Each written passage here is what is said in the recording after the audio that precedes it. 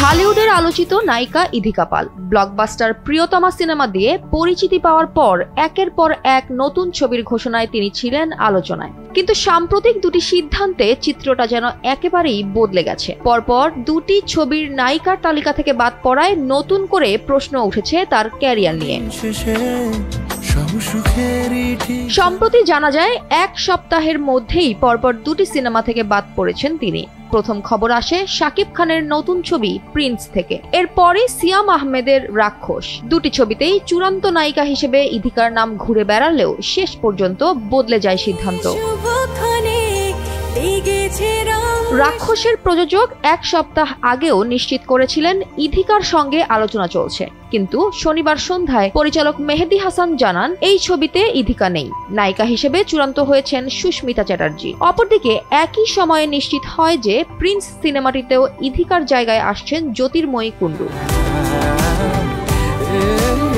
এদিকে একাধিক সূত্র থেকে জানা যায় প্রিয়তমা সফল হওয়ার পর ইধিকা তার সম্মানী বাড়িয়েছিলেন, কিন্তু প্রযোজকদের বাজেট সম্মানীর হিসাবের সাথে মিলছিল না। অপরদিকে বলা হচ্ছে বিকল্প নায়িকাদের সঙ্গে আলোচনা প্রায় শেষ হওয়ার পর ইধিকা আগ্রহ দেখান, তখন আর পরিবর্তনের সুযোগ ছিল না। তবে প্রযোজক ও পরিচালকরা এই বিষয়ে প্রকাশ্যে কোনো মন্তব্য করেননি।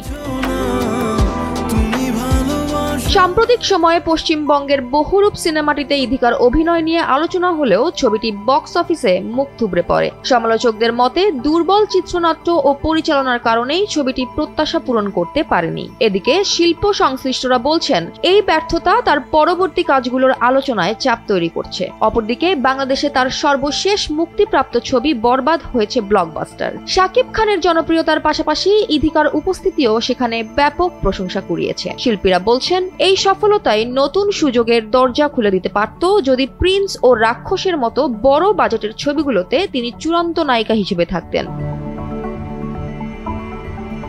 ইধিকা বর্তমানে শরীফুল রাজের বিপরীতে কবি সিনেমায় যুক্ত আছেন, তবে ছবিটির মুক্তি বা শুটিং নিয়ে এখনো পর্যন্ত কোনো চূড়ান্ত ঘোষণা আসেনি। এদিকে বাংলাদেশের পাশাপাশি ভারতের ইন্ডাস্ট্রিতেও কাজ করার আগ্রহ তিনি আগেই জানিয়েছিলেন। তবে এই ব্যাপারে শিল্প সংশ্লিষ্টরা মনে করছেন হিট, ফ্লপ বা সুযোগ হারানো এগুলো একজন শিল্পীর ক্যারিয়ারের স্বাভাবিক অংশ। তাদের মতে ক্যারিয়ারের শুরুতেই বড় সাফল্য আসায় তার প্রতি প্রত্যাশাও বেড়ে গেছে। তাই পরপর দুটি ছবি থেকে বাদ পড়ার সিদ্ধান্ত কি সাময়িক ধাক্কা নাকি ক্যারিয়ারের গতি কমে যাওয়ার ইঙ্গিত তা এখনই বলা কঠিন। তবে ভক্তরা আশা করছেন খুব শিগগিরই নতুন কোনো বড় প্রজেক্টে তাকে দেখা যেতে পারে। তার আগে অপেক্ষা পরবর্তী ঘোষণা কবে আসে এবং তা কতটা প্রভাব ফেলে তার ক্যারিয়ারের পথে। জয়া হাসান, NPB।